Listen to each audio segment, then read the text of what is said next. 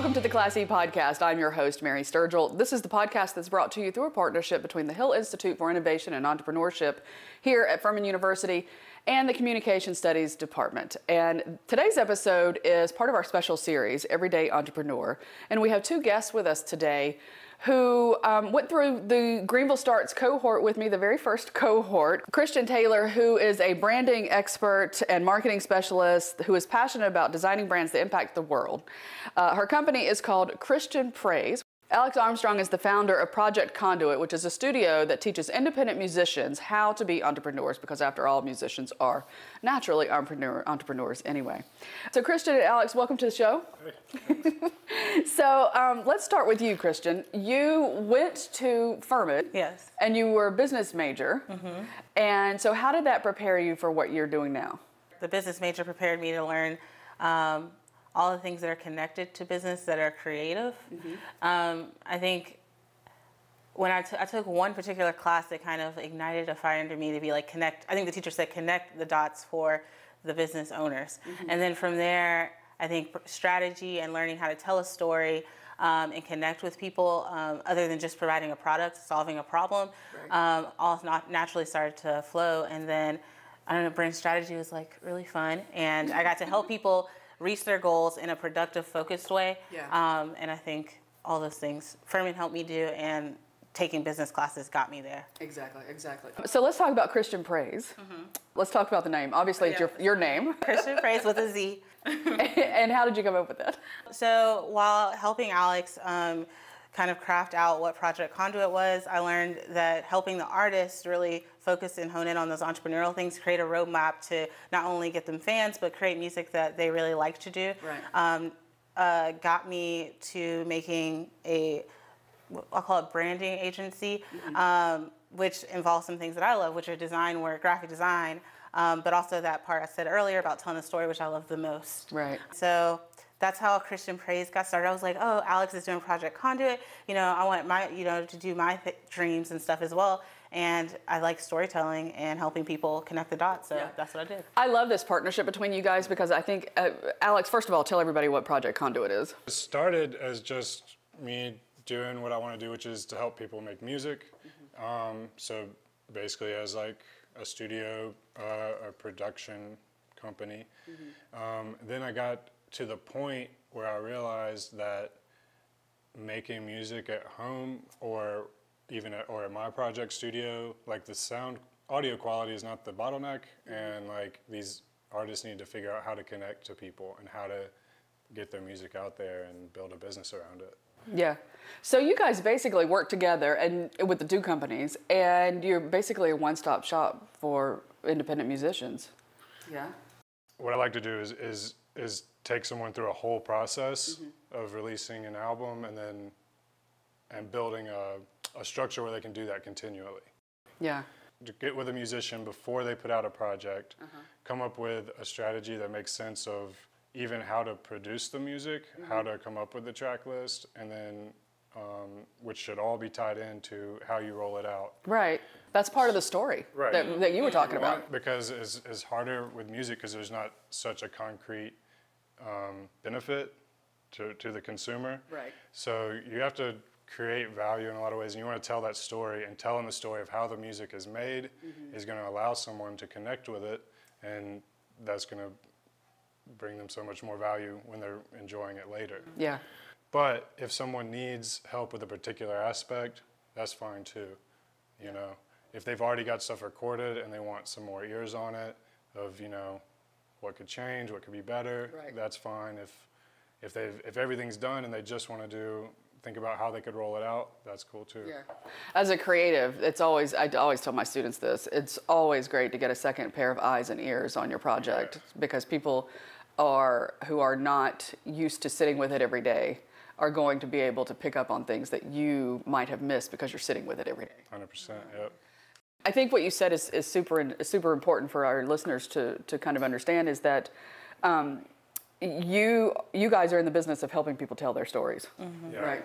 And part of that story isn't just buy my album. on, you know, if we talk about social media strategy or media strategy, it's this is how we made this, and this is why it's important, and this is part of the story. Don't forget that part of the story, not just the finished product, and I think that's important. You guys, did you launch during the pandemic? Is that right? Basically? Yeah, pretty much. Yeah. I remember the guy came to us and he was like, everything's happening, all of the COVID things are happening. Well, we need to figure out what I need to do. Right. And that was really interesting because it's never happened before, and it kind of made us have to be innovative with ideas and how to put out his album. How did you guys maneuver around that? I know studio space was important and that kind of stuff. Yeah, well, the good thing was it's like an artist is a rapper, so he's like, he doesn't have a band to worry about. He's working remotely with his producers and stuff like that. So that part was really easy.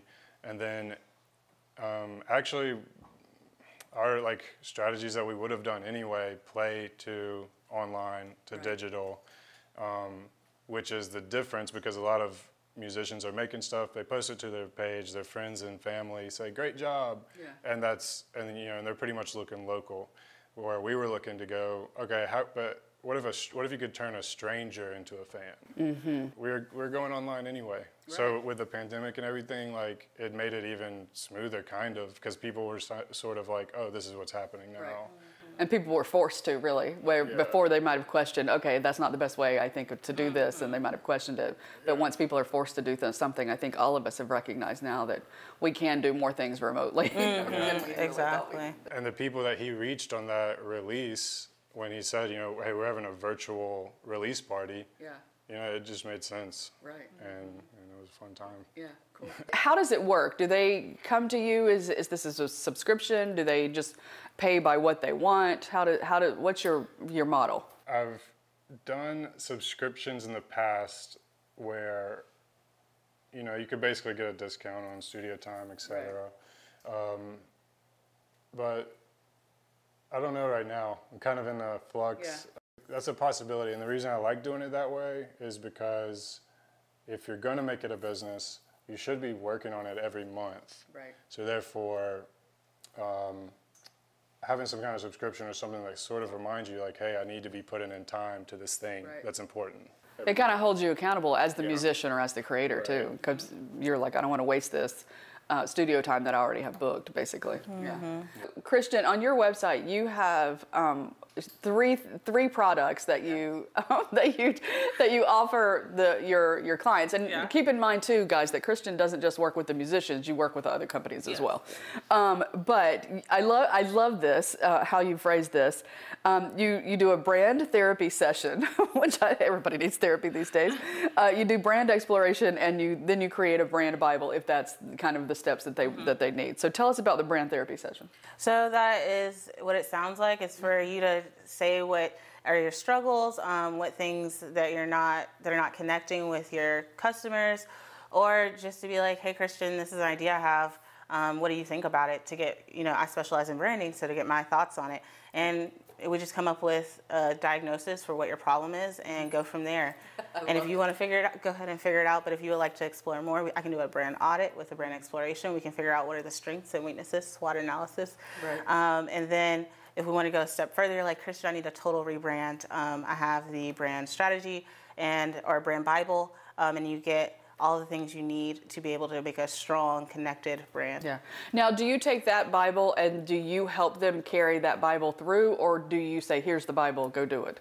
Yeah, both, basically. So we create the Bible, and then we go into brand identity, so showing up in the market consistently through visuals. And then after that, we go to brand experience. So how does your website need to look for the people you're trying to make it for? How does this experience of a gathering need to look for these people and stuff like that?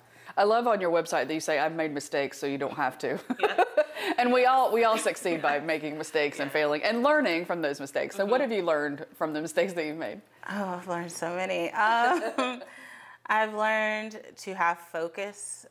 Focus is the key, because if we're out here just doing things just to do it, or tactical things, and they don't have focus, then it's a lot of wasted energy.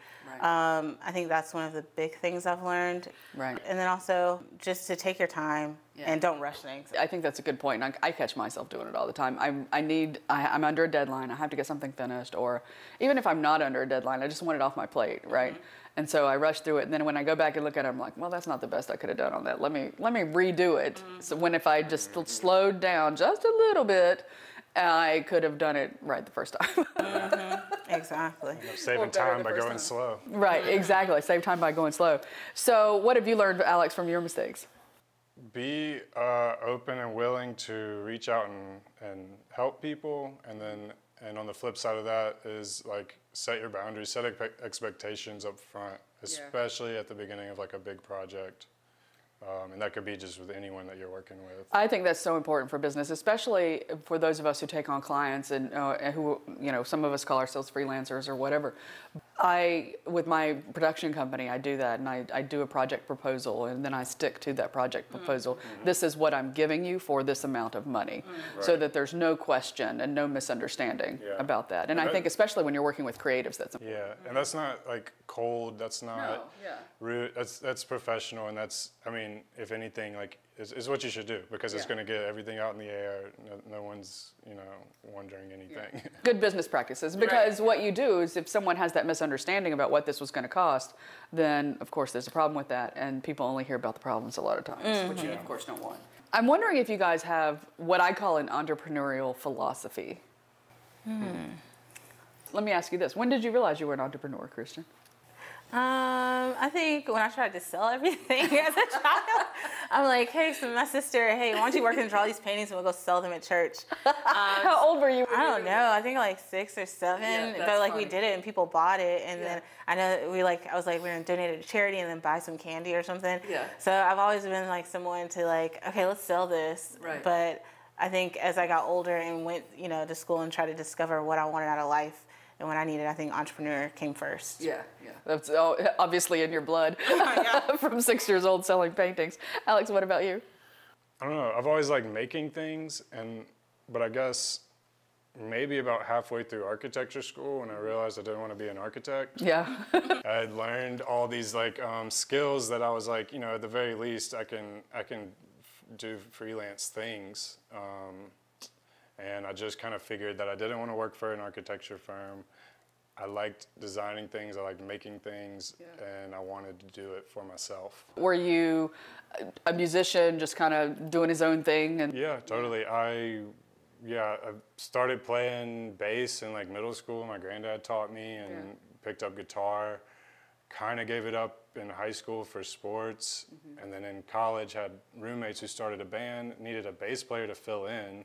And I was like, sure, and practiced until I could play with them, blisters all over my hands. And that really got me back into just enjoying playing music. Yeah. We actually recorded an album because we're getting paid pretty well playing for like Greek life events.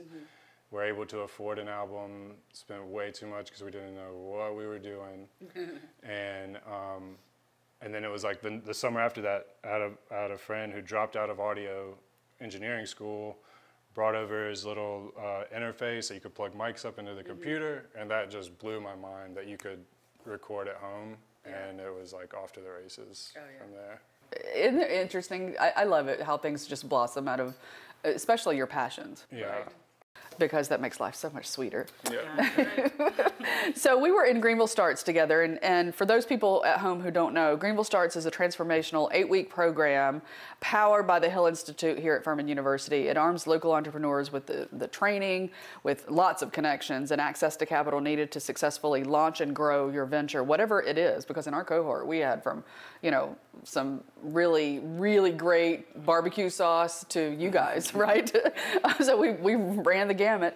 The program culminates with a Shark Tank style demo where the participants showcase their ventures to actually the community at large, and then 3 winners are picked, and then you could possibly win a $5,000 cash prize to help you. So like I said, we were members of the first cohort, and I personally have lots of takeaways from that program. I was wondering what were some of the takeaways that you had from the program? one thing that before the program that I was really longing for was community. So I think the program provided like, oh, there's other people who have similar struggles to being an entrepreneur that I do. There's people I can go to talk to, confide in with my issues, doing the entrepreneur stuff. Yeah. So that was nice and relieving. It was nice. Yeah, for sure. I think the community that we built just in our cohort, but with our cohort, with all the people who were in there, but also with the people that they brought in, the experts in all the different fields that we talked about, from marketing and fundraising and things like that. Super, super helpful, I think. It was, yeah. I mean, we all know entrepreneur sounds like it's this big, extravagant thing, but it's a lot of hard work, and you're in the muck. What have you learned, I think, that you want to share with other entrepreneurs? Alex, we'll start with you, with going through this process and the evolution of this venture. When you're starting out, is communicate the value of what you're doing, even if you're doing it for free. Right. In the beginning, you need to get experience, you need to get some stuff under your belt, but make sure that the person that you're helping out realizes that how much they're really being helped out. Yeah, I think that's a great thing, because a lot of times, especially you start with your friends and family sometimes, right? People you know, people in your circle, and you do offer to them for free. And sometimes then other people expect it that way as well, which you can't obviously do. You have to start charging at some point. What about you? I would say that the self-doubt that comes with being an entrepreneur, like, I don't know if I'm doing this right, or I don't think I should charge this much. I think be confident in what you know, and just be, I think it's something we have to practice every day, confidence. I think so too. Because when I did the pitch competition for GVL Starts and when I went to school at Furman, I did it because I'm scared, and so I just did it to get over the fear. I know I want to talk in front of people. I know I want to do these things as a business owner, and to do that I need to be confident. So let me put myself in these uncomfortable situations, get rid of the self-doubt, and commit. And I think that was like one of the biggest mountains, but I'm still getting over that mountain.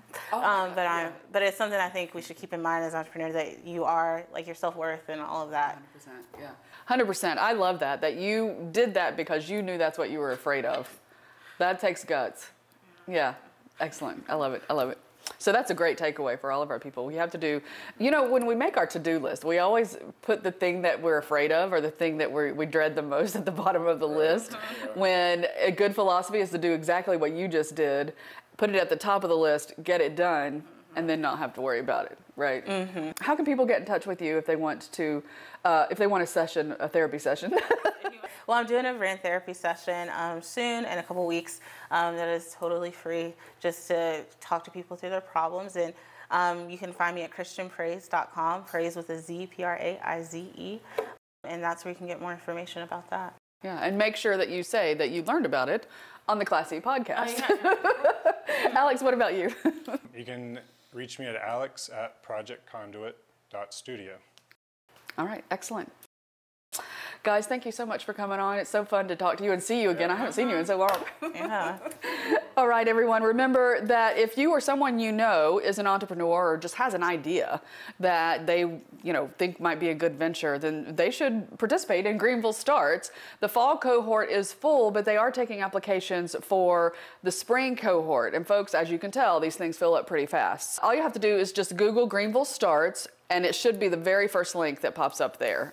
That does it for this episode of the Class E podcast. Remember, this podcast is brought to you through a partnership between the Hill Institute for Innovation and Entrepreneurship and the Communication Studies Department here at Furman University.